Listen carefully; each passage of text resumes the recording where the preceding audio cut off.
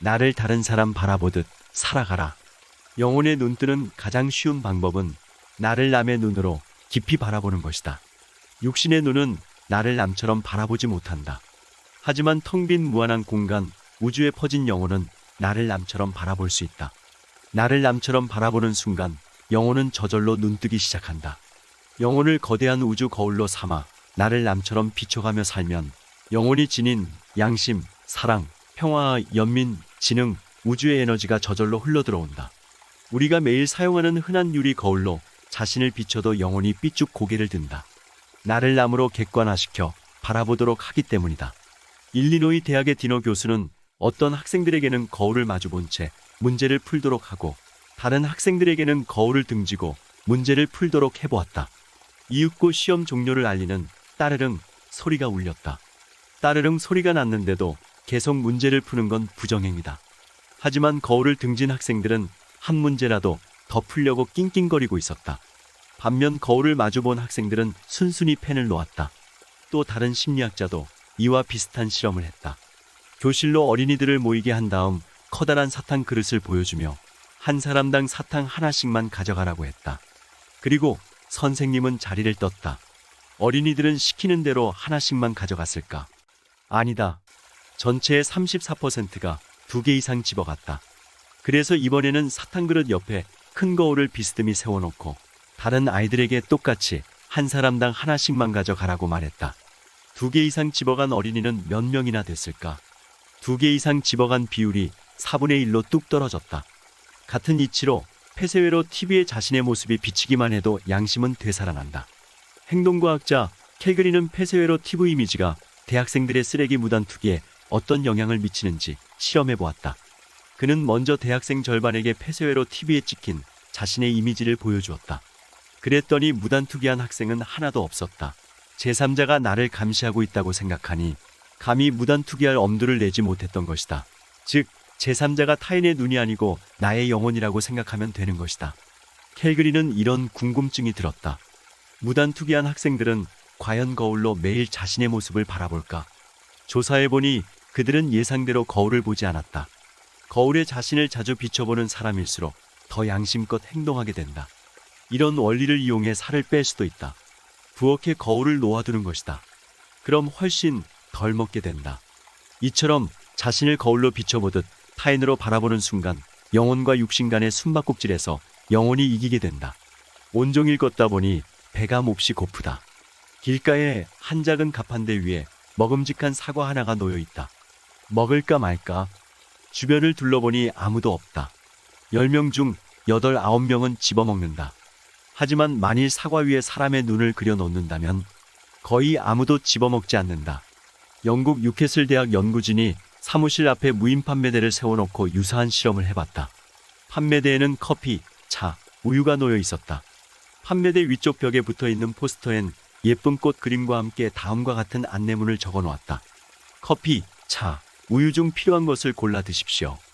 가격은 각기 50펜스입니다. 돈은 판매대 옆에 있는 돈 박스에 넣어주십시오. 직원들 가운데 정직하게 꼬박꼬박 50펜스를 내고 커피나 우유를 마시는 사람은 몇이나 됐을까? 몇 푼 안 되는 돈이었는데도 그리 많지 않았다. 그래서 이번에는 다른 포스터를 붙여보았다. 꽃 그림 대신 사람의 눈 한 쌍이 흑백으로 크게 그려져 있는 안내 포스터였다. 그러자 직원들의 행동이 확 달라졌다. 정직하게 돈 박스에 동전을 떨어뜨리는 직원들이 급증한 것이다. 10주간에 걸쳐 지켜보니 눈이 그려진 포스터가 붙어 있을 때 낸 돈이 꽃 포스터가 붙어 있을 때 낸 돈보다 무려 3배나 더 많았다. 베이트슨 교수 왈. 누군가가 나를 지켜보고 있다는 암시만으로도 커다란 변화가 일어난다. 포스터에 그려진 눈이 진짜라고 생각했던 것일까? 물론 그건 아니다. 실험을 이끈 베이트슨 교수의 설명은 이렇다. 비록 사람의 눈이 포스터에 그려진 그림에 불과할지라도 사람들은 무의식적으로 영향을 받게 됩니다. 누군가 날 지켜보고 있을지 모른다고 생각하게 되는 거죠. 누군가 날 지켜볼지 모른다는 생각이 드는 순간 나도 모르게 나 자신을 남의 눈으로 바라보게 된다. 작은 유리 거울이나 눈 포스터조차 이런 효과를 갖는다. 하물며 우주라는 무한한 거울에 비춰가며 산다면 우리 영혼은 얼마나 맑아질까?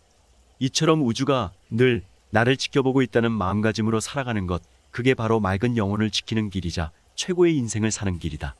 자신을 남의 눈으로 좀 더 깊이 바라보는 방법도 있다. 자신의 묘비명을 미리 써놓고 사는 것이다. 예를 들자면 이런 것이다. 여기 자신의 가족을 온 마음으로 사랑했던 아무개가 고이 잠들다. 당신이라면 당신의 묘비에 어떤 글이 쓰여지길 원하는가?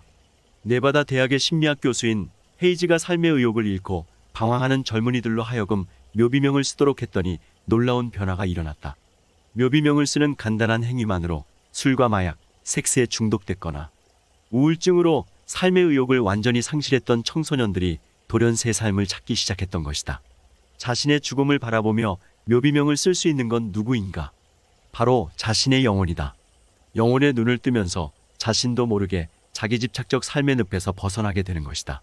더 나아가 미시간 대학의 피터슨 교수는 자신의 묘비명의 인생 목표를 쓰도록 유도하면 목표 달성도가 부쩍 높아진다는 사실을 발견했다. 또한 사람들에게 장의사 건물 앞이나 공동묘지가 보이는 곳에서 자선단체에 기부하도록 하면 기부금이 훨씬 더 많이 거친다는 연구 결과도 나온 바 있다.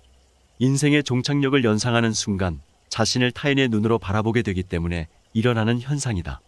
아인슈타인은 늘 자신을 영혼의 거울에 비춰가며 살았다. 그래서 잡념이 없었고 오로지 과학에만 몰입할 수 있었다. 그는 이런 말을 한 적이 있다. 화는 바보들의 가슴 속에나 존재한다. 화를 못 다스리는 사람들을 비웃는 말이 아니었다. 화는 거울처럼 비춰주기만 하면 사라지는 건데 거기에 파묻혀버리는 행위가 바보스럽다는 얘기였다. 그는 자신을 우주 거울에 완전히 열어놓고 우주와 하나가 됐다. 그래서 죽음을 두려워하지 않았다. 그는 76세 되던 해인 1955년 어느 날 갑자기 쓰러졌다. 복부 동맥류가 터져 심한 출혈이 일어난 것이었다. 내노라 하는 의사들이 긴급히 달려와 수술하자고 했지만 그는 뜻밖에도 단호히 손을 내저었다. 제가 가고 싶을 때 가고 싶습니다. 인위적으로 생명을 연장하고 싶지 않아요. 제 몫을 살았고 갈 때가 됐으니 조용히 가고 싶습니다. 수술만 하면 더 살 수 있었는데도 거부한 것이었다. 그의 나이 76세였다. 그가 남긴 유언도 이례적이었다. 시신을 화장해 연구실 주변에 뿌릴 것, 묘지나 묘비는 절대 만들지 말 것, 장례식도 치르지 말 것, 두뇌를 제거해 과학 발전에 이용토록 할 것 등이었다. 그는 어떻게 자신의 죽음을 그토록 초연하게 바라볼 수 있었을까?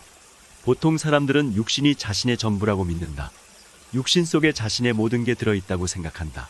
그래서 죽음은 나의 영원한 끝장이라고 여긴다.